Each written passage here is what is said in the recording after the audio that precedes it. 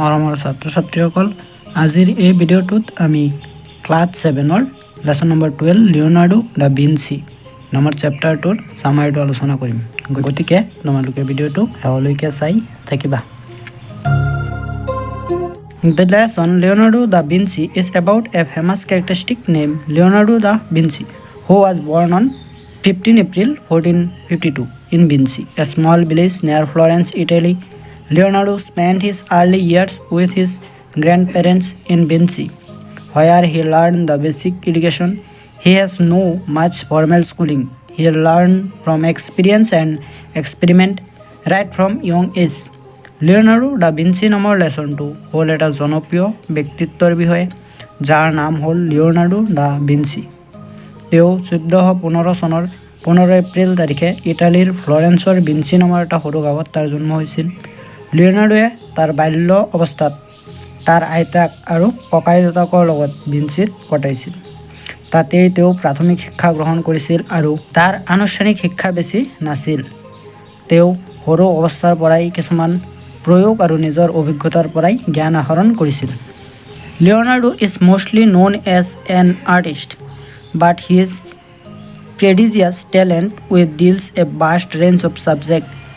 He was an anatomist, a scientist, an engineer, an inventor, a musician, a cartographer, etc. This diversity of Leonardo's creativity is the result of his curiosity. Leonardo এজন artist হিচাপে বেছি জনপ্ৰিয়, কিন্তু তাৰ বিশাল আকাৰ জ্ঞান বহুতো বিষয়ৰ ওপৰত আছিল। তেওঁ এজন শৰীৰবিদ, এজন বিজ্ঞানী, এজন যন্ত্ৰশিল্পী, এজন উদ্ভাৱক বা উদ্ভাৱনকাৰী, এজন গায়ক, এজন মানচিত্ৰ নিৰ্মাতা ইত্যাদি। লিওনাৰ্ডোৰ সৃজনশীলতাৰ এই ভিন্নতাৰ মূল কাৰণ হ'ল তাৰ জনাৰ আগ্ৰহ। As an anatomist, Leonardo distressed animals and human cadavers to find out their marxism. His notes and drawings of his findings have helped scientists to understand the human anatomy better. এজন শৰীৰবিদ হিচাপে তেওঁ মানুহ আৰু জন্তুৰ মৃতদেহক ছিন্ন বিচ্ছিন্ন কৰি কোন অংগই কেনেদৰে কাম কৰে সেই বিষয়ে অধ্যয়ন কৰিছিল আৰু তাৰ ওপৰত কিছুমান নোট আৰু ছবি আঁকিছিল, যিবিলাকে বিজ্ঞানীসকলক পৰৱৰ্তী সময়ত মানুহৰ শৰীৰৰ কোন অংগই কেনেদৰে কাম কৰে সেই বিষয়ে ভালকৈ জানিবলৈ সহায় কৰিছিল। Leonardo also designed machines like bicycle, helicopter, submarine, and military tank, bridges, etc., which were never built, but he filled his notebook with the observation and nearly nailed down illustrations of his ideas. লিওনাৰ্ডোৱে cycle, helicopter, submarine, army tank, দলং আদিৰ নক্সা সেইটো সময়ত বনাইছিল যেতিয়া এইবিলাকৰ আৱিষ্কাৰ হোৱা নাছিল। ইয়াৰ পৰা তাৰ পৰ্যবেক্ষণ ক্ষমতা আৰু পৰিষ্কাৰ ছবি অঁকাৰ এটা উদাহৰণ পোৱা যায়। He was also a musician. In this sense, he designed a lot of instruments including drum, bells, and woodwinds. তেওঁ এজন সংগীতকাৰ আছিল।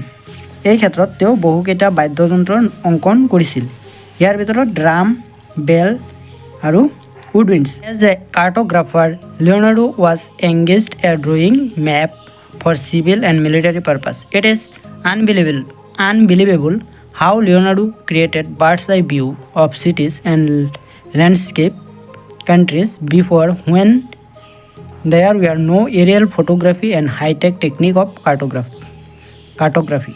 এজন মানচিত্ৰ নিৰ্মাতা হিচাপে তেওঁ সামৰিক আৰু অসামৰিক কামৰ বাবে তেওঁ মানচিত্ৰ অংকন কৰিছিল। যি সময়ত মানচিত্ৰ নিৰ্মাণ কৰাৰ কোনো উন্নতমানৰ উপায় নাছিল, সেই সময়ত তেওঁ কেনেকৈ চৰাইৰ দৃষ্টিৰ দৰে মানচিত্ৰ অংকন কৰিছিল এইটো অবিশ্বাসনীয় আছিল। When Leonardo was 15 years old, his father, Piero da Vinci, recognized his artistic ability. One day, a peasant who worked in Vinci made a wooden shield and asked Piero to take it to Florence and have it to paint.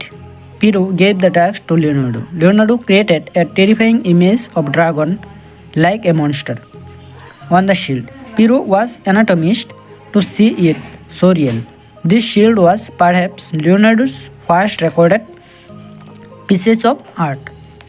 Leonardo যেতিয়া 15 বছৰ বয়সৰ আছিল তেতিয়া তাৰ দেউতাক sir পিৰ'ডো দা ভিঞ্চিয়ে তাৰ আৰ্টিষ্টৰ ক্ষমতাৰ বিষয়ে বুজি পাইছিল। এদিনাখন এজন কৃষকে এটা কাঠৰ ডাল বনাইছিল আৰু তাৰ দেউতাক পিৰুক এইটো ফ্লৰেন্সৰ পৰা ৰং কৰি আনিবলৈ কৈছিল। পিৰুৱে এই কামটো লিঅ'নাৰ্ডোক দিছিল। লিঅ'নাৰ্ডোৱে ডালটোৰ ওপৰত এটা ভয়ানক ড্ৰেগন বনাই দিছিল। এইটো ইমান বাস্তৱ আছিল যে তাৰ দেউতাকে এইটো চাই আচৰিত হৈ গৈছিল। লিঅ'নাৰ্ডোৰ some famous art work is the last supper 1498, Mona Lisa 1913, ব্ৰাডচেছ 1515, lady with an ermine 1489, portrait of a Ginevra 1478, etc.